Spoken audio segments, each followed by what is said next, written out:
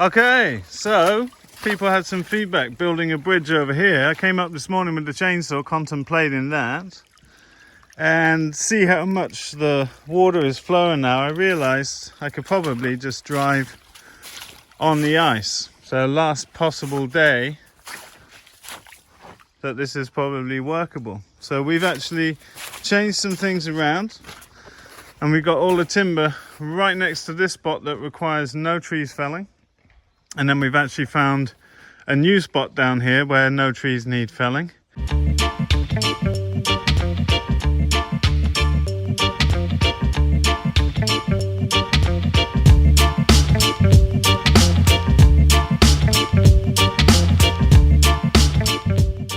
So we've got 3 platforms that don't need any trees taken out.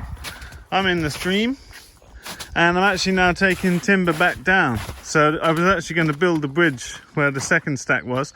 I'm going to take this material down because I found another way up the steep hill and I got the bottle to try it and it worked well. So I've already taken some timber up for one of the platforms there. So no bridge is needed and should be able to get all the material up today. So for some reason I could not get up here yesterday, but today I came up this path and that worked out well.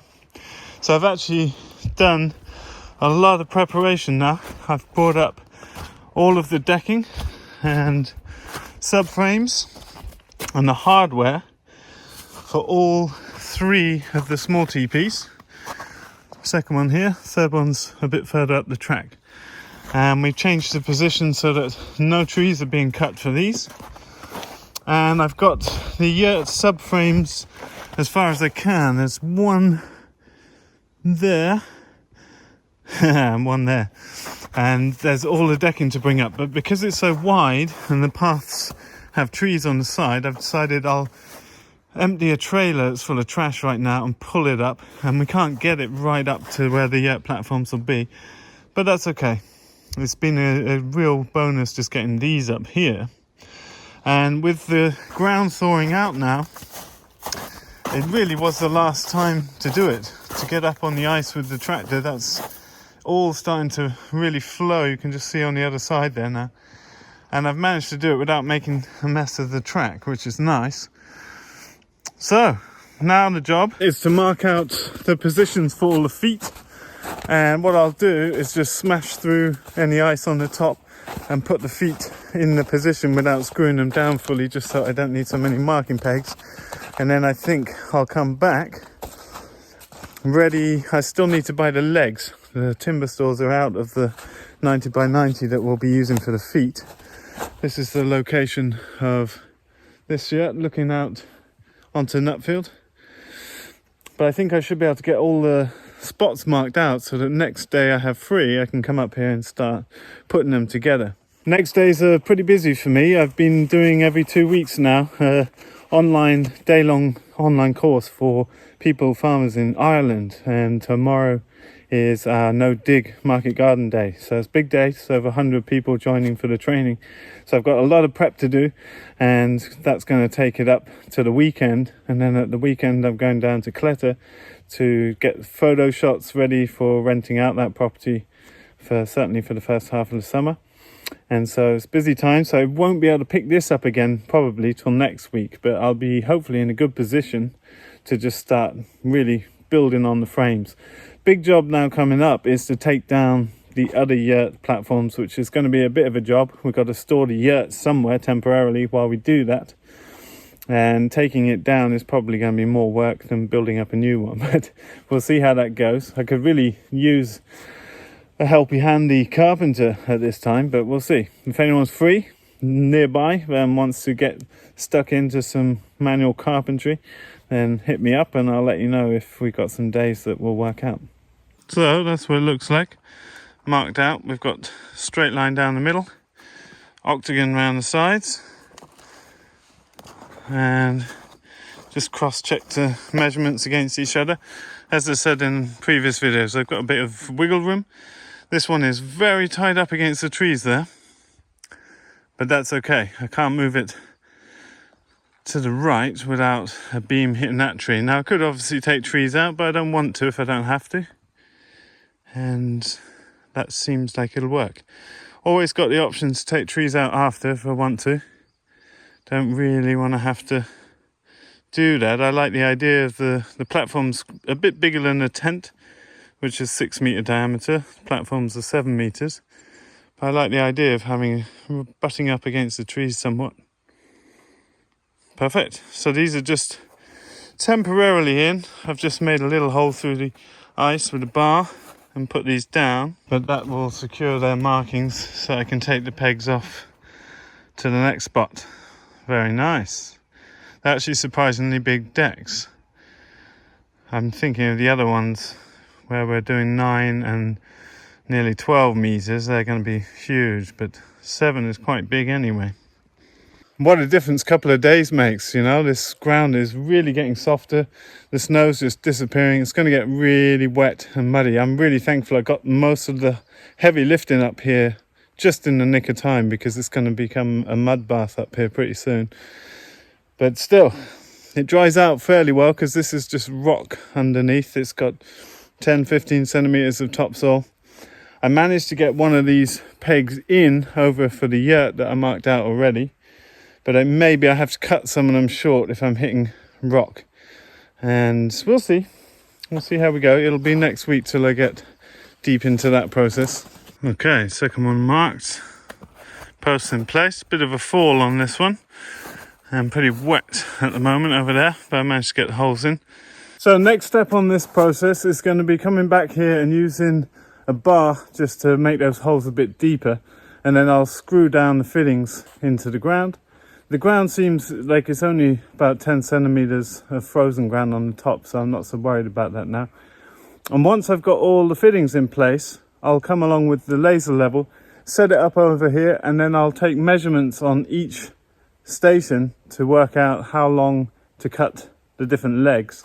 And then I'll probably mark those out on the cutting list, cut them up in the yard, bring them up here and put them all in place. I haven't decided yet if I'm going to do step by step on each platform so that they're all simultaneously being built, or whether I'll just do one at a time. We'll see. Haven't decided yet. I think the yurts are going to have to wait now because I'm losing the sun. It's beautiful up here in the forest, but it's going to be dark soon. So that's as far as I get with this today. Well, a bit of evening sun is coming, which is beautiful. Can't wait for these sunny, long days to come back to the northern lands. It's hard to be motivated, and it's hard to actually put in the hours like we can in the summer when we've got sunlight till 11:30 at night.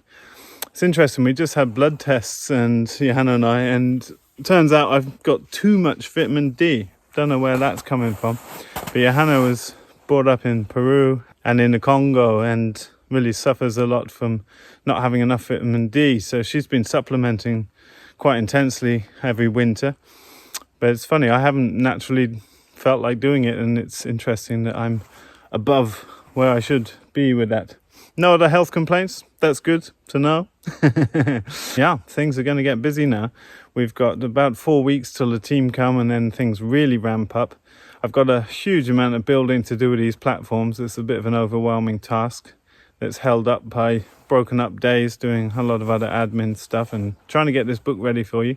Seeding will begin soon, in the next couple of weeks, and you can start to just see the tips of the garden beds coming out of the snow now, and can't wait to see greenery again. It's something that you just get used to here, but the fields will look a bit olive and drab when the snow goes. It's going to be very wet for a while, so we'll just have to take it easy on the fields. You can probably hear the birds singing there.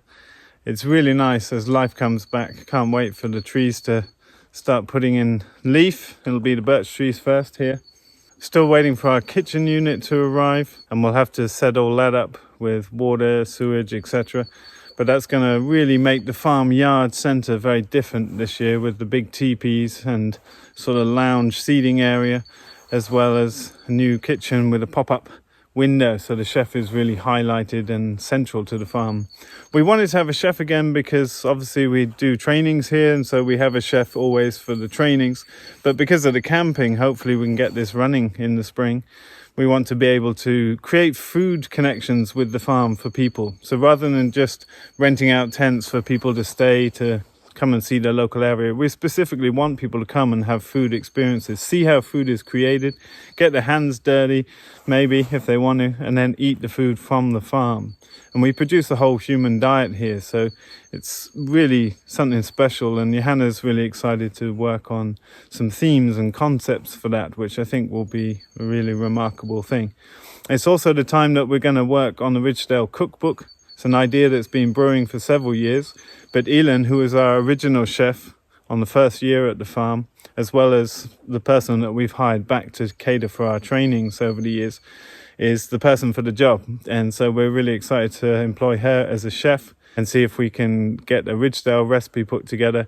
How to cater for a family from the farm or for groups of 10, 20, 50.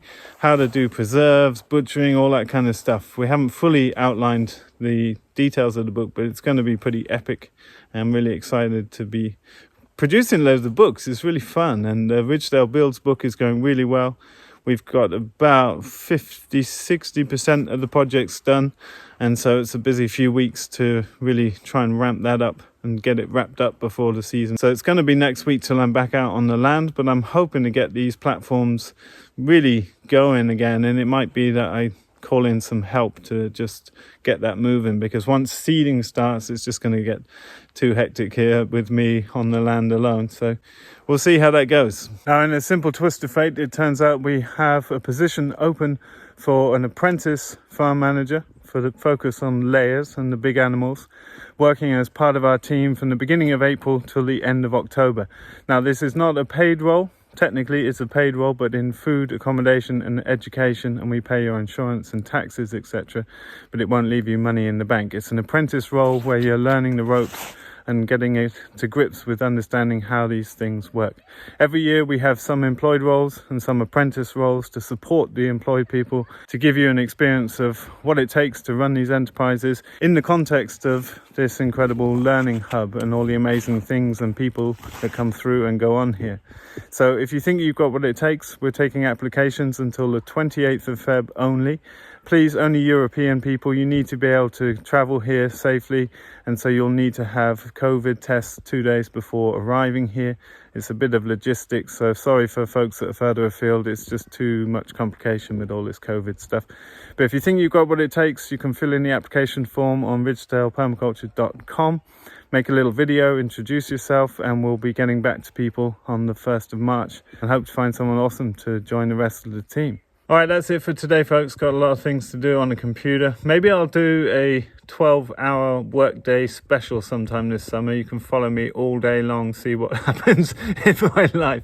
I guess there'll be about 3 views on that, so we'll see.